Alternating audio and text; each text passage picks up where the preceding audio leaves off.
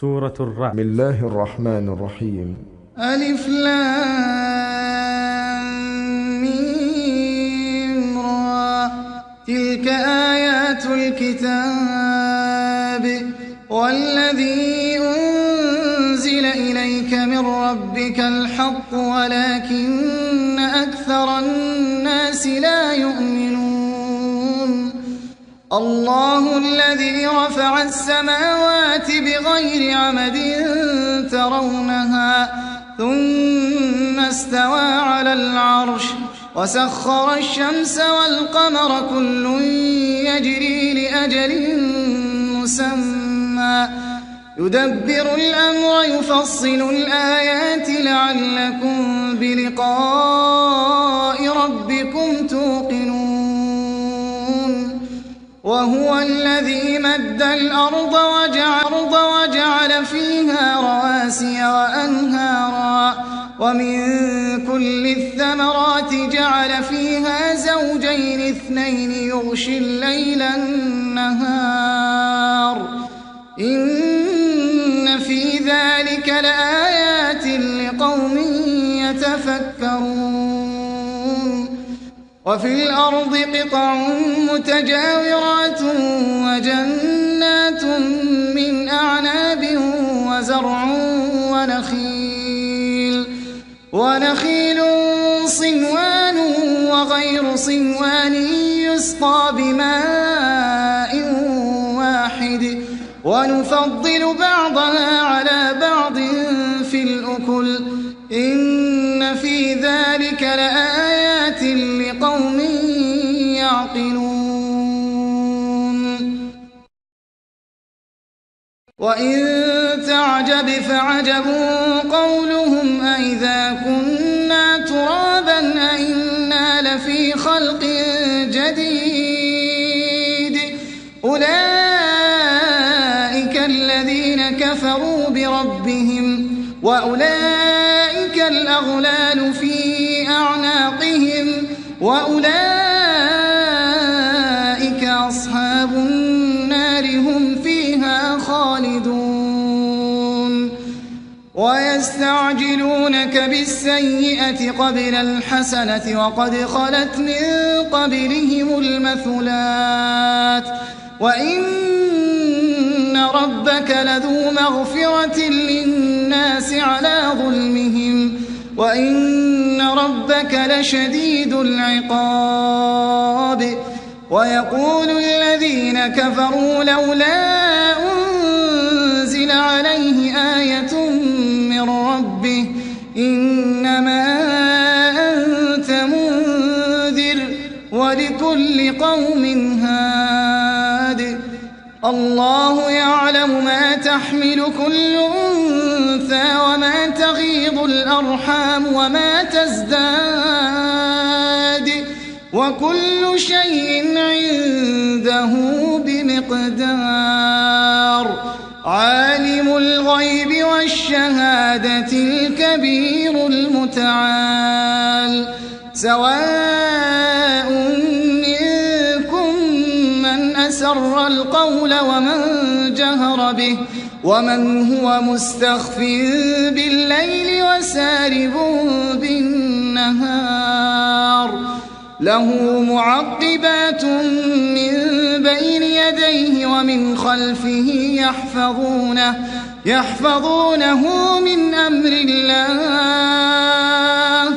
إن الله لا يغير ما بقوم حتى يغيروا ما بأنفسهم وإذا أراد الله بقوم سوءا فلا مرد له وما لهم من دونه من وال. هو الذي يريكم البرق خوفا وطمعا وينشئ السحاب الثقال ويسبح الرعد بحمده والملائكة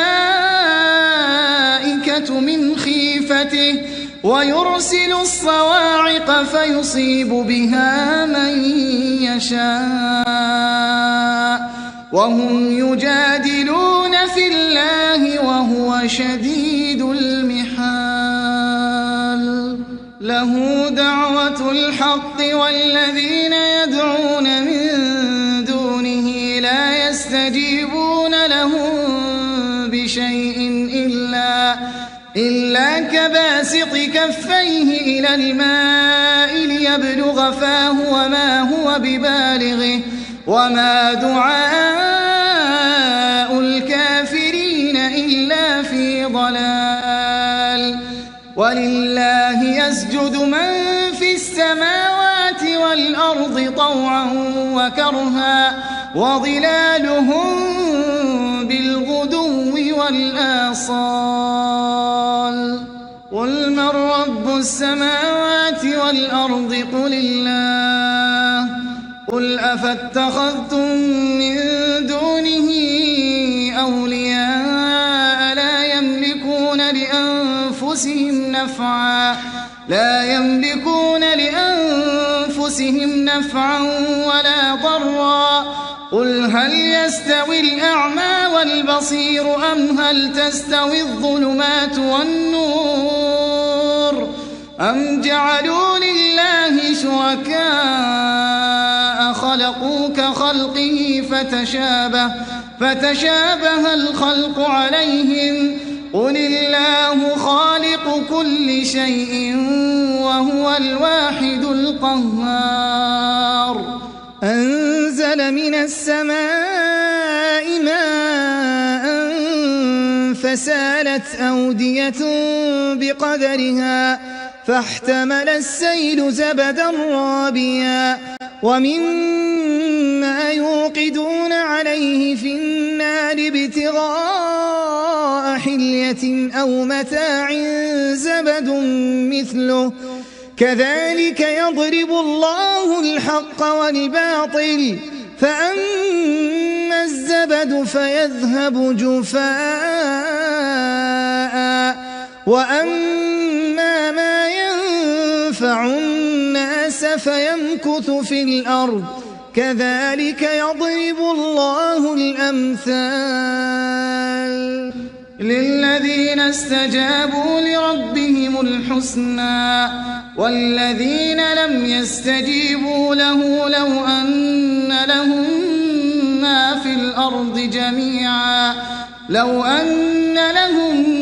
في الأرض جميعا ومثله معه لافتدوا به أولئك لهم سوء الحساب ومأواهم جهنم وبئس المهاد أفمن يعلم أنما أنزل إليك من ربك الحق كمن هو أعمى إنما يتذكر أولو الألباب الذين يوفون بعهد الله ولا ينقضون الميثاق والذين يصلون ما أمر الله به أن يوصل ويخشون ربهم ويخافون سوء الحساب والذين صبروا ابتغاء وجه ربهم وأقاموا الصلاة وأنفقوا مما رزقناهم سرا وعلانية ويدرؤون بالحسنة السيئة أولئك لهم عقبى الدار جنات عدن يدخلونها ومن صلح من آبائهم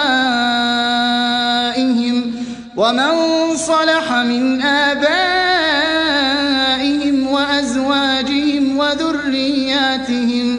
والملائكة يدخلون عليهم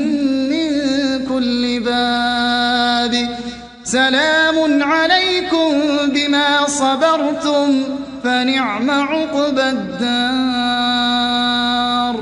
والذين ينقضون عهد الله من بعد ميثاقه ويقطعون ما أمر الله به أن يوصل ويقطعون ما أمر الله به أن يوصل ويفسدون في الأرض أولئك لهم اللعنة ولهم سوء الدار الله يبسط الرزق لمن يشاء ويقدر وفرحوا بالحياة الدنيا وما الحياة الدنيا في الآخرة إلا متاع ويقول الذين كفروا لولا أنزل عليه آية من ربه قل إن الله يضل من يشاء ويهدي إليه من أناب الذين آمنوا وتطمئن قلوبهم بذكر الله ألا بذكر الله تطمئن القلوب الذين آمنوا وعملوا الصالحات طوبى لهم وحسن مآب كذلك أرسلناك في أمة قد خلت من قبلها لتتلو عليهم الذي أوحينا إليك وهم يكفرون بالرحمن قل هو ربي لا إله إلا هو عليه توكلت وإليه متاب ولو أن قرآنا سيرت به الجبال أو قطعت به الأرض أو كلم به الموتى بل لله الأمر جميعا أفلم ييأس الذين آمنوا أن لو يشاء الله لهدى الناس جميعا ولا يزال الذين كفروا تصيبهم بما صنعوا قارعة أو تحل قريبا من دارهم حتى يأتي وعد الله إن الله لا يخلف الميعاد ولقد استهزئ برسل من قبلك فأمليت للذين كفروا ثم أخذتهم فكيف كان عقاب أفمن هو قائم على كل نفس بما كسبت وجعلوا لله شركاء قل سموهم أم تنبئونه بما لا يعلم في الأرض أم بظاهر من القول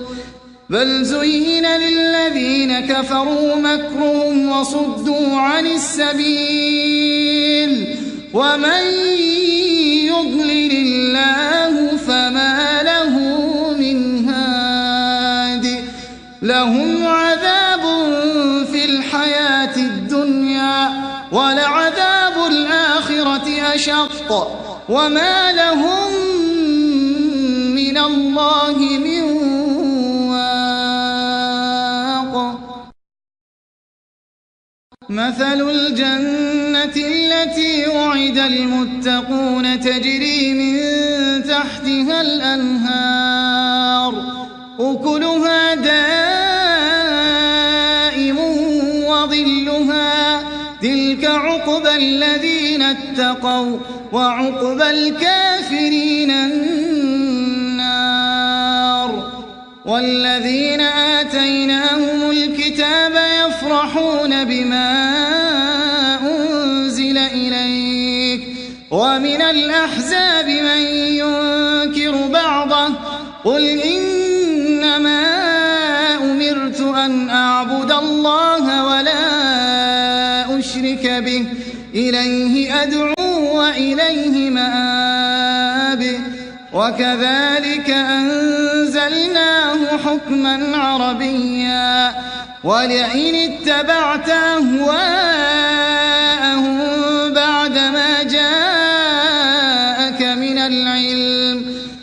بعدما جاءك